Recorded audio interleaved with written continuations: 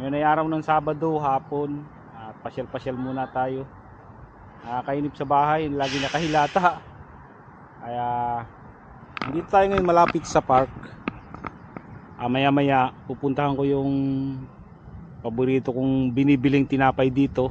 Yung parang bakery sa tabi ng kalsada. Tingnan muna natin kung anong itsura ng park ngayon dito pag day off. Pag Sabado, nakita ko parang maraming tao eh.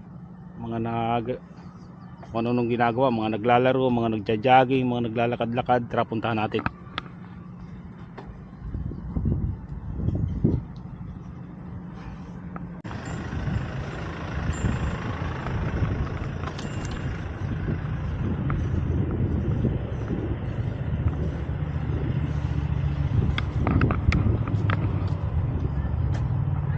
Yun, daming tao pala dito paghapon ng Sabado.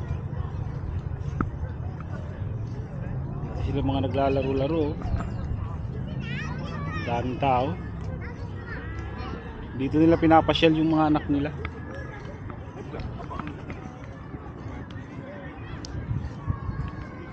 Yung pumunta ko dito, alanganing araw, siguro Huwebes yata yun. Walang tao ngayon. Daming tao.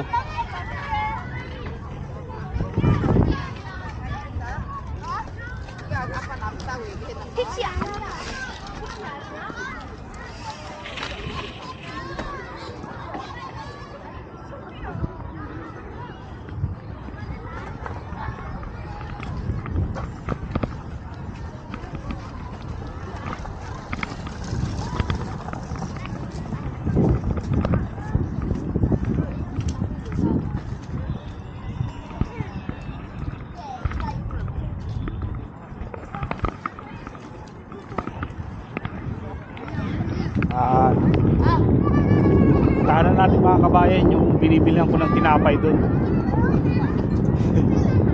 Yung Pilipit.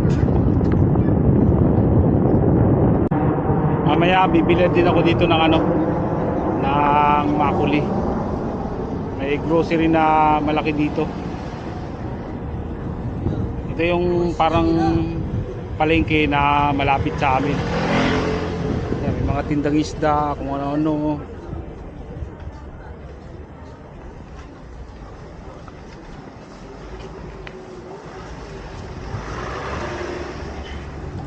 Tindahan ng prutas.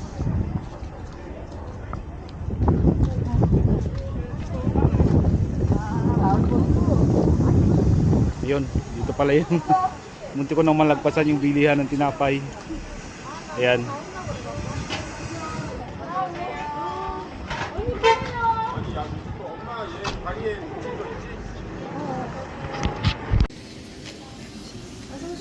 이거 한 개 얼마예요 이거?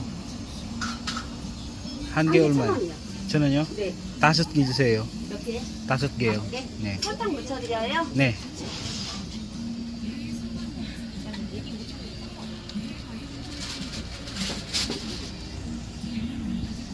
감사합니다. 맛있게 드세요. 네. 5 piraso mga kabayan yung binili ko. Mamaya. May malaking grocery dito. Medyo malayo itong grocery nito doon sa tinitirahan namin. Pero dahil malapit dito yung binilang ko ng tinapay, dito na lang bibili ng makuli.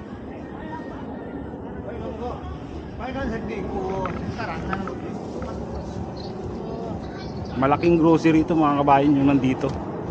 Yung nandyan no, yan ako papasok. Gagarahe ko lang tong bike ko.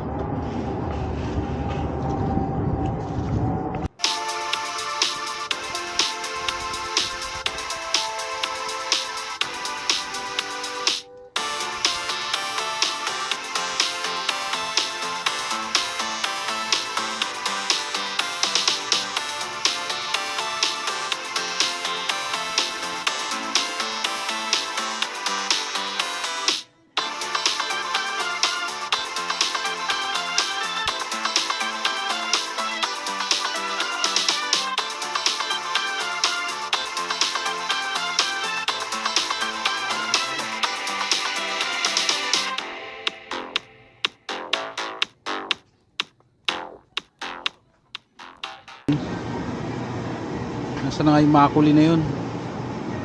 Ito lang. Pareho lang tatak mga kabayan ito. Ito saka ito. Ito sing makuli din. Yung malaki na bibili natin 1,700 milligram. Okay. Ito lang bibiling ko dito. Uwi na ako.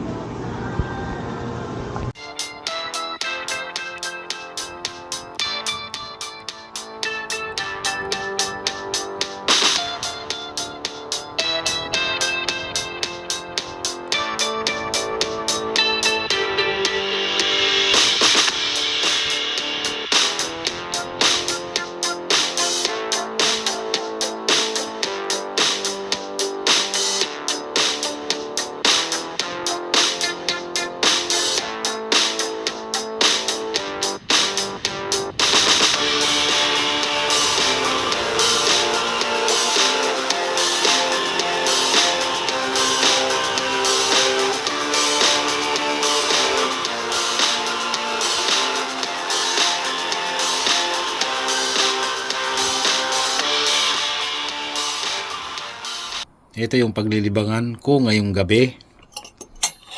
Pritong isda mga kabayan ang pulutan ko ngayon. Ito yung in-order ko sa mga Pinoy na nagtitinda ng isda online. Galunggong yan mga kabayan. Tapos ito yung chip, yung makuli. Sing makuli. Tapos ito naman yung tinapay na binili ko kanina. 3 na lang yung natira kasi kinain ko na yung 2 kanina. Masarap yan mga kabayan. Ang tawag niyan sa amin sa Bicol ay pilipit. Sa Cavite, parang wala akong makitang ganyan sa Cavite. Okay. Tapos may orange. Shot tayo mga kabayan habang nanonood ng pelikula. Enjoy na naman mga kabayan. Laki nito. Makakuli. Tingnan na natin.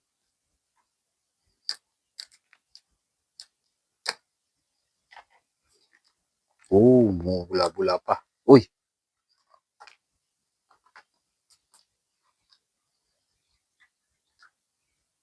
Laki kasi.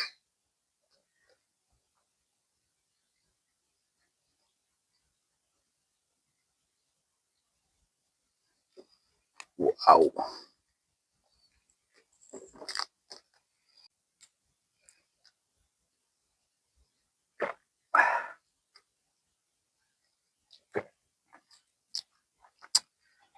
Siya nga pala mga kabayan, ngayong araw na to, ngayong gabi na to, ay concert ng BTS. Pupunta sana ako, kaso nga lang parang tinamad ako. Kasi hanggang kanina kasi yung overtime ko.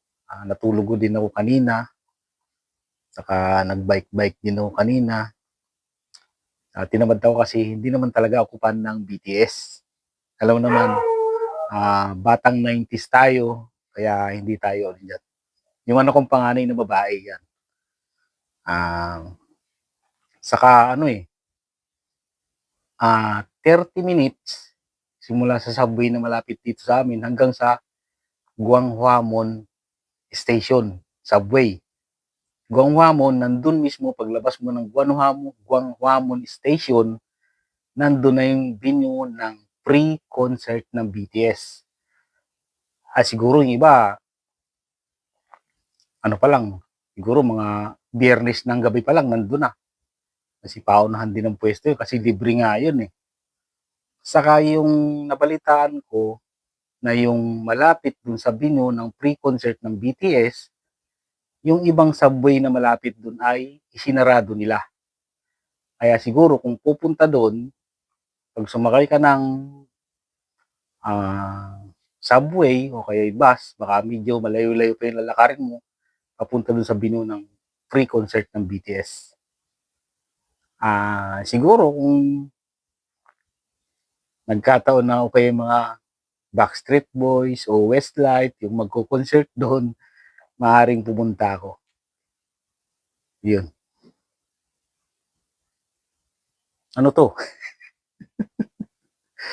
Pambihira.